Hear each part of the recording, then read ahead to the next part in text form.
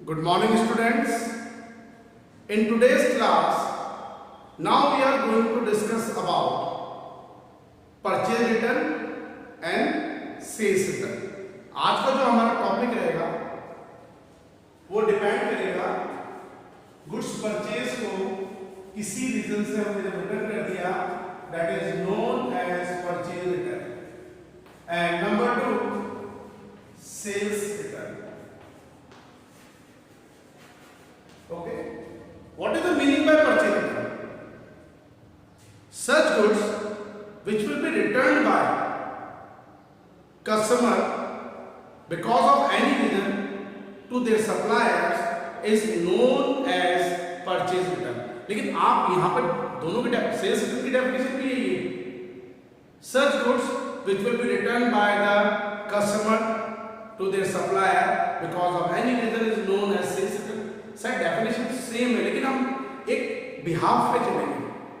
Purchase return के behalf पे हम अपने आप को जो है कस्टमर डिनोट करके चलेंगे in the behalf of customer, and sales behalf पे हम अपने आप को एक सप्लायर मानेंगे कि हमारे पास कुछ रिटर्न पे आ रहा है.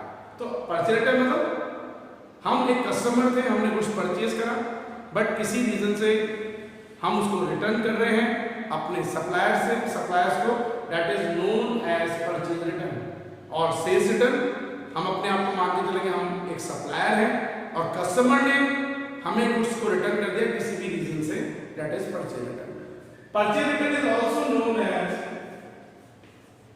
Return of work and sales return also known as return inwards. Okay, return outward as return inward. But अब जो सबसे इंपॉर्टेंट चीज हमें देखने वाली बात है वो ये होगी हमारे पास में कि इसकी आइडेंटिफिकेशन करने के बाद में आप रिकॉर्डिंग कैसे करेंगे. एक नॉर्मल वे में हम चले. Purchase and sales. Normal condition में जब आप आइडेंटिफिकेशन करते हैं तो goods purchase is a real account as well as nominal account. Sales goods sold is also a real account as well as nominal account. अगर आप रियल अकाउंट के rule को फॉलो करेंगे तो गुड्स परचेज आर्टिकल हमारे पास में आ रहा है डेबिट और कमिंग, आप इसको एंटर में डेबिट करते हैं. जब रिकॉर्डिंग करेंगे हम इसको डेबिट शो करेंगे, या इसको हम नॉमिनल की तरह ट्रीट कर रहे हैं तो it is also A part of expenses. किसी भी बिजनेस ऑर्गेनाइजेशन या बिजनेस एंटिटी का सबसे बड़ा पार्ट ऑफ जो एक्सपेंसेस होता है वो यही होता है परचेज गुड्स.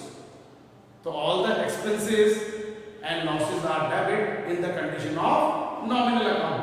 तो हम इसको चाहे रियल अकाउंट की तरह ट्रीट करें, चाहे इसको हम नॉमिनल अकाउंट की ट्रीट करें, आप इसको जब एंट्री में या जब रिकॉर्डिंग करेंगे आप एक सिस्टमैटिक मैनर में should be debited. Number 2 sales. Goods sold it is also a nominal account as well as real nature account.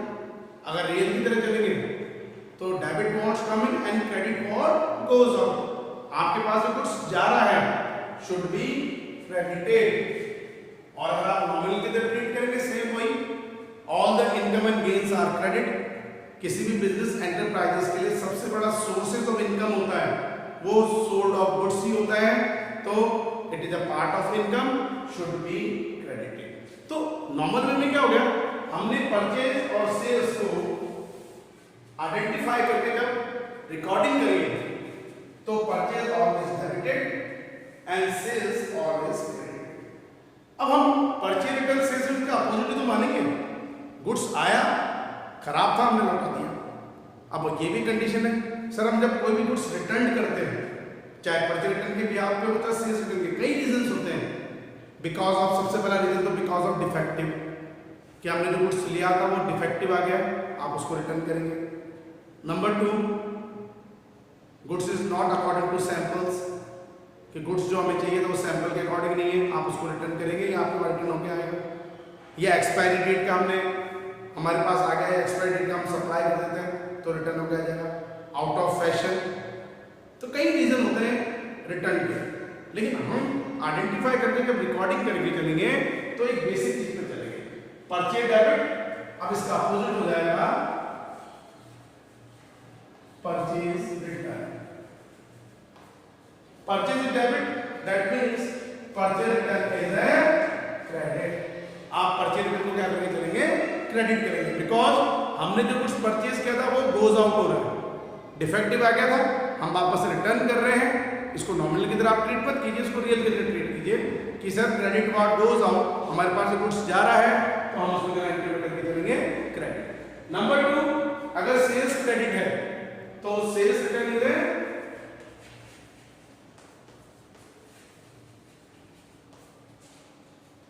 Debit. Why?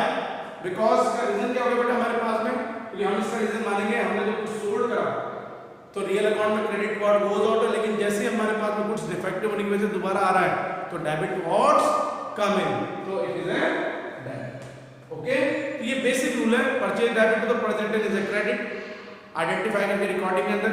Sales अगर हमारा क्रेडिट है तो sales return is a debit. ठीक है, अब इसको हम 2 एग्जांपल से क्लियर करेंगे ताकि आपको और ये बेसिक चीज जो है क्लियर हो जाए। ओके, अब हम इसको एक 2 एग्जांपल से क्लियर करेंगे। नंबर 1, पहले परचेज का goods purchase of rupees 10,000 from Ram, return to him become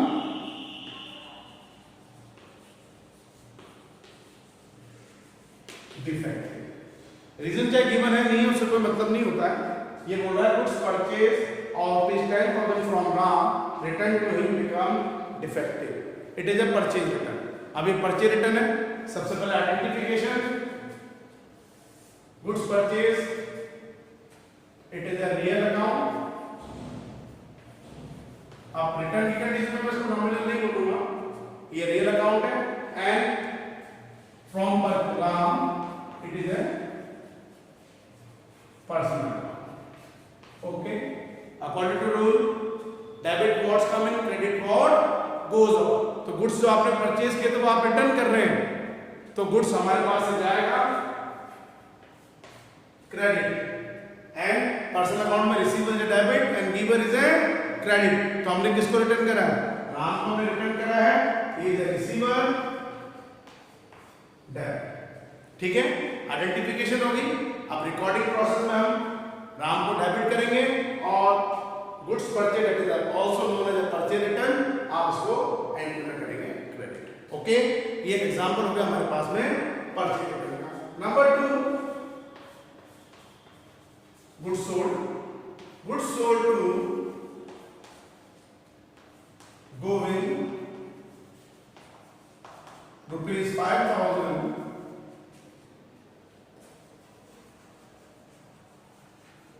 returned by him, returned from him become because defective। Okay, Govind को हमने कुछ सोल्ड करा था, कितने का सोल्ड करा क्या करा वो हमें अभी नहीं गिवन है, अभी हम एक individual example purchase return specific ले रहे हैं इस वजह से। तो goods sold to Govind rupees 5,000 return by him become defective, it is a sales return. Goods sold article है रियल अकाउंट एंड गोविंद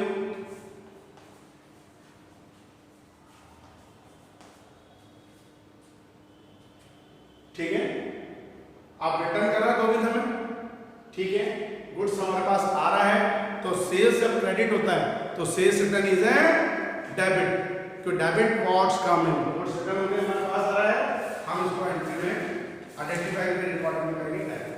अब डबल एंट्री सिस्टम हम फॉलो करते हैं, आपको पता है बेटा, अगर डबल साइडेड इफेक्ट है, एक साइड अगर डेबिट हो गया तो नेचुरली बात है दूसरा क्रेडिट होनी ही होनी है, ये डेबिट है तो इट इज ए क्रेडिट, क्योंकि गिवर इज ए क्रेडिट। हमने गोविंद को जब गुड्स सोल्ड करा वो रिसीवर था तो उस टाइम पे हमने गोविंद डेबिट करा हुआ, लेकिन अब वो हमको रिटर्न कर रहा है तो इज ए गिवर, तो तो क्रेडिट। तो जब हम इसकी आइडेंटिफिकेशन की रिकॉर्डिंग करेंगे तो डेबिट तो होगा गुड्स सोल्ड, जिसको हम गुड्स रिटर्न को बोलेंगे sales return, and government is credit. तो एक बेसिक इंफॉर्मेशन के बेस पर हमें चलना है, एक बेसिक चीज पे चलना है कि पहले गुड्स परचेज हुआ देन परचेज रिटर्न होगा। First of all we sold the goods, आपने पहले गुड्स सोल्ड करा एंड देन सेल्स रिटर्न। लेकिन एक बेसिक चीज आप ध्यान रखिए, अगर परचेज डेबिट है purchase return is a credit, sales अगर क्रेडिट है तो sales return is a okay. थोड़ा इस चीज को ध्यान देके चलेंगे हम, ये अच्छा टॉपिक है, इंपॉर्टेंट टॉपिक है। रेगुलर एक्टिविटी जो होती है बिजनेस के हमारे लिए, तो हम time to time goods purchase भी करते हैं, time to time goods sold भी करते हैं, लेकिन कई बार कुछ चीज डिफेक्टिव भी हो जाती है, आउट ऑफ फैशन हो जाती है, अपने पास एक्सपायरी डेट भी हो जाती है, तो कस्टमर आपको रिटर्न भी कर सकता है और आप अपने सप्लायर को रिटर्न भी कर सकते हैं। ठीक है, तो ये होता है purchase return and sales return के दो मैंने एग्जांपल दिए। अब एक नॉर्मली चीज अब मैं जो आपको एक्सप्लेन करने जा रहा हूं नेक्स्ट टॉपिक, इसको प्रैक्टिकल हम बाद में करेंगे, trade discount and cash discount. एक रिवीजन कर लेते हैं पहले इसका। प्रीवियस वीडियो में आपने ये देख ली है, सर ट्रेड डिस्काउंट क्या होता है, कैश डिस्काउंट क्या होता है, ओके। बट अभी हम एक चीज ये मान ली है कि trade discount and cash discount, ये दो तरह के हमारे पास डिस्काउंट चल रहे हैं, तो हम इसको कैसे एडजस्ट कर रहे हैं। नॉर्मली बात है sir trade discount is a hidden discount, एक फिक्स परसेंटेज पे प्रोवाइड होता है, जो हमें एक फिक्स परसेंटेज पे, लेकिन हिडन डिस्काउंट होता है, should not be recorded in A business transaction. आप जब बिजनेस ट्रांजैक्शन रिकॉर्ड करेंगे तो जब आप इसको रिकॉर्डिंग करेंगे तो रिकॉर्डिंग में ये चीज शो नहीं हुई, लेकिन हम उसको नेट अमाउंट में शो करते हैं। टोटल ट्रांजैक्शन अमाउंट में से जितना ट्रेड डिस्काउंट है वो आप डिडक्ट कर देंगे, और जो हमारा नेट ट्रांजैक्शन अमाउंट है उसको हमारी एंट्रीज या हमें रिकॉर्डिंग उसी प्रोसेस पे उसी बेस पे करनी है। बट हम एक चीज मान के चले, प्रैक्टिकल हम बाद में ले लेंगे चाहे इसका, सर ट्रेड डिस्काउंट और कैश डिस्काउंट अगर दोनों एक साथ अगर एक सम में आ जाए, तो कैश डिस्काउंट अलाउडेड भी होता है, cash discount allowed, discount allowed and cash discount receive, cash receive, cash discount receive. लेकिन हमें ये पता है कि ट्रेड डिस्काउंट दोनों तरह के ट्रांजैक्शन पे एप्लीकेबल हो सकते हैं, either it is trade, either it is credit transaction as well as cash transaction. But cash discount always provided या रिसीव ऑन कैश ट्रांजैक्शन, कि कैश ट्रांजैक्शन पे ही कैश डिस्काउंट एप्लीकेबल होता है। Discount allowed at the time of sales आप देंगे, और discount receive at the time of cash में आपने परचेज करा है जब आप लेके चलेंगे।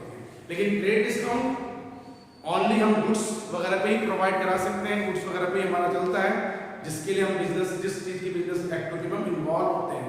लेकिन कैश डिस्काउंट आप डोमेस्टिक यूजेस में भी काम लेते हैं, अपने पास में हाउस होल्ड के लिए भी आप ले सकते हैं, या किसी तरह से भी आप कोई और एसेट्स वगैरह परचेज कर रहे हैं, इसके लिए ट्रेड होना कोई नेसेसरी नहीं है। बट अगर मैं मेन बेस की बात करूं, अगर दोनों डिस्काउंट मुझे एक साथ एक सम में दिखे, सबसे अच्छा ट्रांजैक्शन यही माना जाता है कि दोनों तरह के ट्रांजैक्शन हमें एक साथ एक सम में दे दें। तो ऐसी कंडीशन में नंबर 1 एक ट्रेड डिस्काउंट, नंबर 2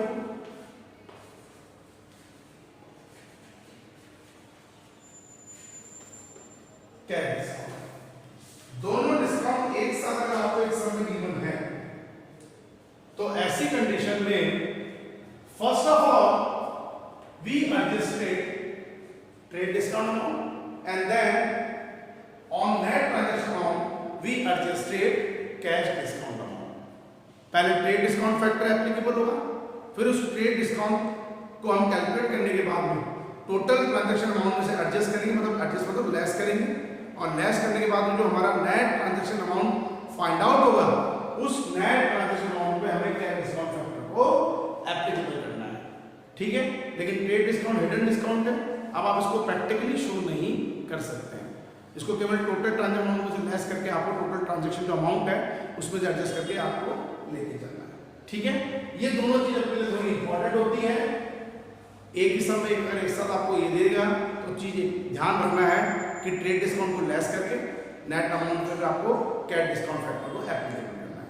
तो एक बार थोड़ा टाइम हमारे पास में, थोड़ा इस वीडियो में मैं आपको 2-3 चीजें और एक्सप्लेन कर देता हूँ कि नॉर्मल वे में जब हम बिजनेस को ऑपरेट करते हैं तो हमारी बिजनेस की जो रेगुलर एक्टिविटी होती है वो होती है गुड्स परचेज करना और गुड्स सोल्ड करना। गुड्स परचेज चाहे आप कैश में परचेज कर लीजिए चाहे क्रेडिट में परचेज कर लीजिए, गुड्स सोल्ड चाहे कैश में परचेज कर लीजिए क्रेडिट में चलेगा, ठीक है। लेकिन हमें एक बात ये पता होनी चाहिए कि अगर हमारा कोई क्रेडिट गुड्स परचेज है या क्रेडिट गुड्स सोल्ड है तो हमें इसको इनवॉइस में या बिल के अंदर जब हम शो होंगे, एक कंडीशन आपको बड़ा पता होनी चाहिए। हमारा अकाउंटिंग प्रोसेसिंग क्या था, जब मैंने आपको थ्योरिकल फॉर्म में इसको एक्सप्लेन करा था, अकाउंटिंग प्रोसेस में सबसे पहले होता है identification. Number 2 preparation of vouchers. आप वाउचर प्रिपेयर करेंगे, जैसे मैंने बताया था कैश ट्रांजैक्शन को आप किस वाउचर में प्रिपेयर करेंगे, किस वाउचर में शो करेंगे, that is a cash memo. और जो हमारे क्रेडिट ट्रांजैक्शन होंगे वो किस में शो होंगे, या तो इनवॉइस में या हम जिसको नॉर्मल लैंग्वेज बोलते हैं बिल। तो बिल वैसे आप बोल रहे हैं आपने ऑडिट लैंग्वेज में, लेकिन अकाउंटिंग लैंग्वेज में बिल का या इनवॉइस का मतलब होता है क्रेडिट ट्रांजैक्शन के ऊपर, ठीक है। आप उसको उसमें प्रेजेंट करेंगे। अब उस प्रेजेंटेशन को करने के बाद में जो हमारा सोर्सेज डॉक्यूमेंट्स होते थे, इसके हम सोर्सेज डॉक्यूमेंट्स बोलते हैं या सोर्सेज या सोर्स डॉक्यूमेंट बोलते हैं हम। अब उसके सपोर्टिंग डॉक्यूमेंट्स होते हैं। अब इससे ये ट्रांसफर होगा अकाउंटिंग वाउचर्स के अंदर, अकाउंटिंग डॉक्यूमेंट्स के अंदर, जिसके अंदर हमें रिकॉर्डिंग करनी है, जिसको आपको पता है जितने भी बेसिक ट्रांजैक्शंस हमारे होंगे वो सब जनरलाइज होंगे। जनरल एंट्रीज आप करेंगे तो जनरल एंट्रीज अकाउंटिंग वाउचर्स हैं, अकाउंटिंग डॉक्यूमेंट्स होता है, लेकिन किसके बेस पे प्रिपेयर होता है, on the base of source document. जो वाउचर्स हमारे पास में, जो बिल वगैरह हमारे पास में, जो रिसिप्ट वगैरह हमारे पास में, तो जो कैश मेमो हमारे पास होता है, डेबिट नोट क्रेडिट नोट, उसके बेस पे हमको उसको प्रिपेयर करना होता है, ठीक है।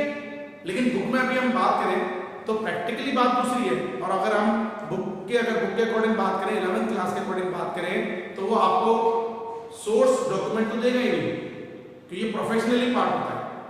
आपको बुक में एक सम दे रखा है और सम के अकॉर्डिंग आपको प्रैक्टिकल उसको सीधे अकाउंटिंग वाउचर्स के अंदर या अकाउंटिंग डॉक्यूमेंट के अंदर जनरलाइज करना पड़ेगा। लेकिन मैंने आपको बेटा अभी एक चीज कही है, एक होता है एरर ऑफ प्रिंसिपल, एक होता है error of amount. Error of principle traditional approach के अकॉर्डिंग जो आपको रूल्स दे रखे हैं, रियल अकाउंट का रूल होता था debit what's come in credit what goes out. Personal account का रूल होता था debit the receiver credit the giver.